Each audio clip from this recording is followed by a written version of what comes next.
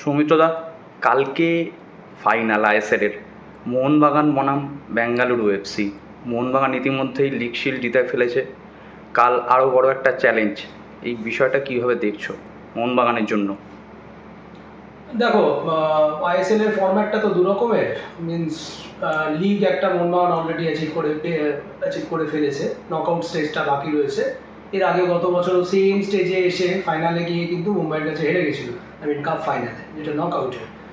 তো সেটা রিপিট হোক, সেটা নিশ্চিতভাবেই মোহনবাগান প্লেয়াররা চাইবে না। তো কালকের ম্যাচটা ভীষণভাবে গুরুত্বপূর্ণ, কারণ জামশেদপুর ছাড়া আই গেস কি অন্য কেউ, আর রাদার মুম্বাই ছাড়া অন্য কেউ এই ব্যাপারটা করেনি, মানে লিগ ডাবল করেনি।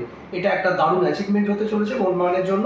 আর এবছর মোহনবাগান যা সাইড, তাতে এক্সপেকটেশন অবশ্যই থাকবে সকলের যে ট্রফিটা কলকাতায় থাক, কলকাতায় আসুক।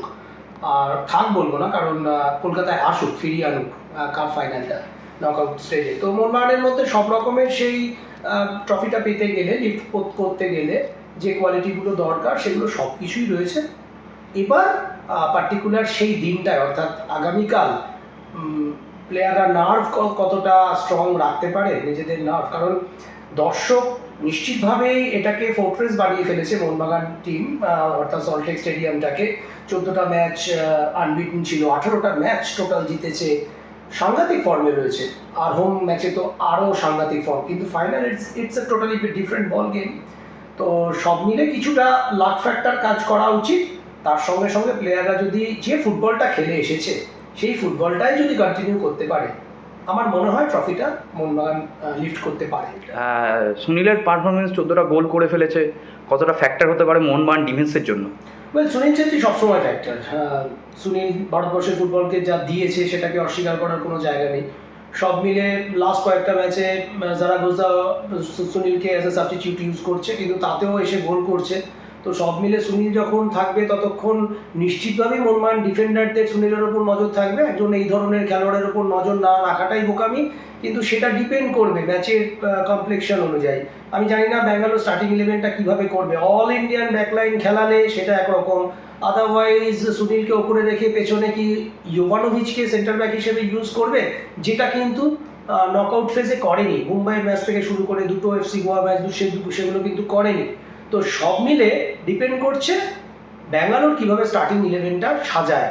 আর যেটা প্রাইম, যেটা ফ্যাক্টর, সুনীলের ফ্যাক্টর, সেটা অবশ্যই আমরা যেমন চিন্তিত, মোহনবাগান কোচ মলিনাও চিন্তিত, এবং তার রেমেডি তারা নিশ্চিতভাবে খুঁজে বার করবে। গুরপ্রীতের শুরুটা কলকাতা থেকেই হয়েছে। আজকে প্রেস কনফারেন্সে গুরপ্রীত এসেছিল এবং গুরপ্রীত নিজে মুখে স্বীকার করেছে যে তার চেনা মাঠ যুবভারতী, তার সেক্ষেত্রে খেলতে অসুবিধা হওয়ার কথা নয়। কিন্তু 60,000 লোক একসাথে যখন চিৎকার করবে, তখন কি খানিকটা বিপদে বা প্রবলেমে পড়তে পারে গুরপ্রীত সিং সান্ধু?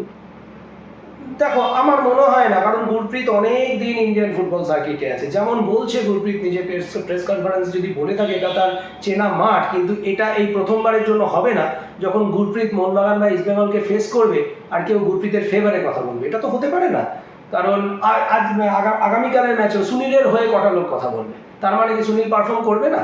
গুরপ্রীতের একই ব্যাপার, দীর্ঘদিন ইন্ডিয়ান ফুটবলকে সার্ভ করছে। ডোমেস্টিক ফুটবলে তো অনবদ্য, ইনফ্যাক্ট ইন্টারন্যাশনাল ফুটবলে অনবদ্য। এই মুহূর্তে হয়তো ন্যাশনাল টিমে নেই for the time being, I guess.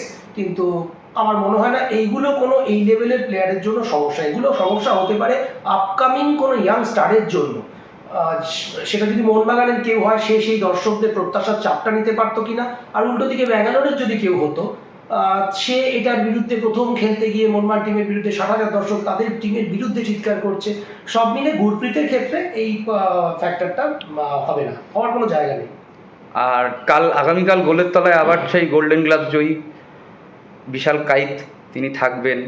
তার সামনে যদিও চারজন, Tom Aldred, Alberto Rodriguez, Ashish Roy এবং শুভাশিস বোস, এই ব্যাকলাইনটা কি কোথাও বিশাল কাইতকে স্বস্তি দিয়েছে গোল্ডেন গ্লাভসের জন্য বা ক্লিনশিটের জন্য? গোল্ডেন গ্লাভ একটা ব্যাপার, আর ধারাবাহিকভাবে পারফর্ম করা একটা ব্যাপার। ইয়েস, গোলকিপারের সামনে যদি 4টে ডিফেন্ডার বা তার উপরেও 2জন মিডফিল্ডার যারা ডিফেন্সিভ রোল প্লে করে, তাদের মধ্যে অন্তত একজন, এই টোটাল 4-5 জন যদি ভালো পারফরমেন্স করে, নিশ্চিতভাবেই গোলকিপারের একটা শান্তির জায়গা। কিন্তু তার মানে এটা নয় যে তারা না থাকলে বিশাল কিন্তু প্রচুর গোল কনসিড করতো, ব্যাপারটা কিন্তু এরকম না।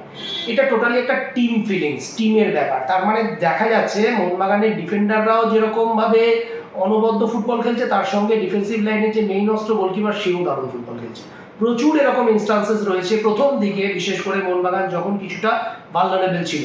আইএসএলে তো প্রথম থেকেই গোড়া থেকেই মোহনবাগান দুরন্ত ফুটবল খেলেনি, 3-4টে ম্যাচ গেছে ব্যাক 3 থেকে ব্যাক 4-এ শিফট করেছে। 5জন ফরেনারের কোন 4জনকে, 6জন ফরেনারের কোন 4জনকে মাঠে ডেপুট করা যায়, সেই জিনিসটাকে মলিনাকে ভাবতে হচ্ছে। ততদিন কিন্তু মোহনবাগান কিছুটা হলেও স্ট্রাগল করছিল, তখন কিন্তু বিশাল তিন কাঠির তলায় অনবদ্য ছিল। তো আমি বিশ্বাস করি যে বিশালের যা পারফরমেন্স, সেটা শুধু যে 4টে ব্যাক সামনে দাঁড়িয়েছে তারা ভালো পারফরমেন্স করছে বলে বিশাল ভালো করছে, এটা প্রথম কথা নয়। বিশাল গত 3-4 বছর ধরেই অনবদ্য ফুটবল খেলছে। এই যে ব্যাক 4 এই বছরে, এটা কিন্তু গত বছর সেম ব্যাক 4 ছিল না। তাহলে গত বছরও বিশাল কেন দুরন্ত ফুটবল খেলেছে? গত বছর, তার আগের বছর থেকে কেন আমরা চিৎকার করে এসেছি যে বিশালকে ইমিডিয়েট ন্যাশনাল টিমে নেওয়া হোক? 21-22-এর কথা যদি আমরা মনে করি, এই ব্যাঙ্গালোরকেই গোয়ার মাঠে ফাইনালে হারিয়েছিল মোহনবাগান, সেখানে টাইব্রেকার বাঁচিয়েছিল বিশালকে। তো সেটা ইম্পর্টেন্ট নয়, অ্যাকচুয়ালি টিম ফ্যাক্টর একটা। গোলকিপার খারাপ খেলবে, স্ট্রাইকার ভালো খেলবে, বা উল্টোটা হবে, সেটাই একটা বড় কারণ যে মোহনবাগান টিমের team bonding inside the ground, outside the ground, প্রতিটা প্লেয়ার যখন মাঠে থাকছে, যতক্ষণ থাকছে 100% এফোর্ট দিচ্ছে। আপুইয়ার গোলটা নিয়ে কি বলবে সেই ফাইনালে? ইনক্রেডিবল। স্পেশালি ম্যাচের গোলটা যদি আমরা আরেকবার দেখে রিক্যাপ করি, ম্যাচের যে মোমেন্ট, ম্যাচের যে সিচুয়েশন, তাতে যে কোনো প্লেয়ার ওই স্ট্রাইকটা নিয়েছে, গোল হয়েছে, দ্যাটস ফাইন। কিন্তু বলটা যদি বারের ওপর দিয়ে যেত, তখন আমরাই বলতাম পাশে, আমার মনে নেই এখন, তার ডান পাশে জাস্ট আপুইয়ার ডান দিকে কেউ একটা ছিল, তাকে কি বলটা রোল করে দিলে আরেকটু বেটার হতো না? এই ধরনের কথাবার্তা আমরাই বলতাম। কিন্তু ম্যাচের ওই সিচুয়েশনে, ওই নিজের ওপরে সেই রেসপন্সিবিলিটি নিয়ে ম্যাচটা আমাকে জিততে হবে, আরেকটা গোল দরকার আমার, না হলে ম্যাচটা টাইব্রেকারের দিকে যেতে পারে, সব মিলে সিচুয়েশন অনুযায়ী। আর তারপরে কারেকশন, টেকনিক্যাল পার্টটা তো আমি ছেড়েই দিলাম। আর গোলকিপার কিন্তু অ্যালভিনো গোমস, যে ম্যাচ মানে দুরন্তভাবে খেলে চলেছে পুরো সিজন, এবং সেই পার্টিকুলার ম্যাচটাও অনবদ্য খেলেছে। তো সব মিলে that was amazing goal, super finish in terms of the situation of the game.